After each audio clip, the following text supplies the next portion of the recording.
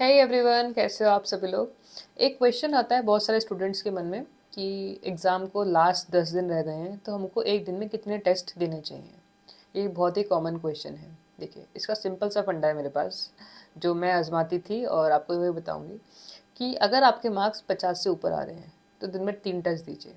ठीक है, बहुत ही सही है। आपको क्योंकि स्पीड इंप्रूव करनी है, स्पीड टेस्ट देते रहिए।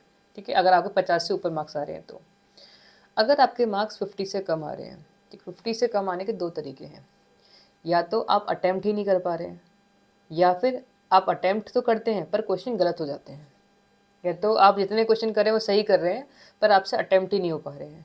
दूसरा ये है कि आप अटेम्प्ट तो करते हैं पर जितने क्वेश्चन करते हैं वो गलत हो जाते हैं। ठीक है, गलत होंगे तो आपके नेगेटिव मार्किंग होंगे, नेगेटिव मार्किंग होंगे तो मार्क्स कम हो जाएंगे।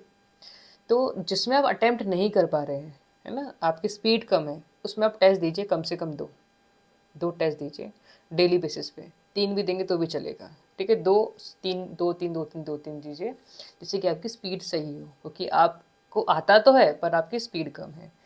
जिन बच्चों के क्वेश्चंस गलत होते हैं, आप अटेम्प्ट करते हैं पर क्वेश्चन गलत हो जाते हैं, स्पीड तो है आपकी पर आपको क्वेश्चन आ ही नहीं रहे हैं, ऐसे केस में आपको क्या करना है, दिन में एक टेस्ट दीजिए। मैक्स टू मैक्स दो से दे सकते हो आप, दो से ऊपर तो मत दीजिए।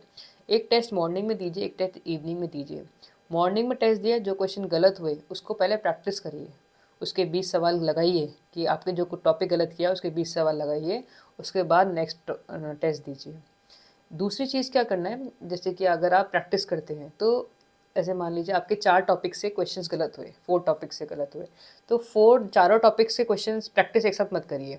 आज कोई भी 2 टॉपिक उठा लीजिए जिनकी आप प्रैक्टिस करेंगे करिएगा, और कल दूसरे 2 टॉपिक उठा लीजिएगा। इससे क्या होगा, आप ओवर बर्डन नहीं रहेंगे।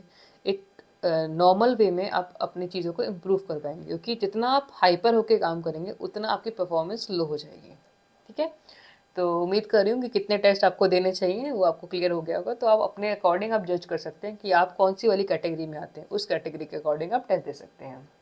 Bye bye. और कोई भी क्वेश्चन हो आप कमेंट बॉक्स में कर दीजिएगा कमेंट, तो मैं उसके रिगार्डिंग आपके लिए वीडियो स्पेसिफिकली बना दूंगी। Bye bye and take care.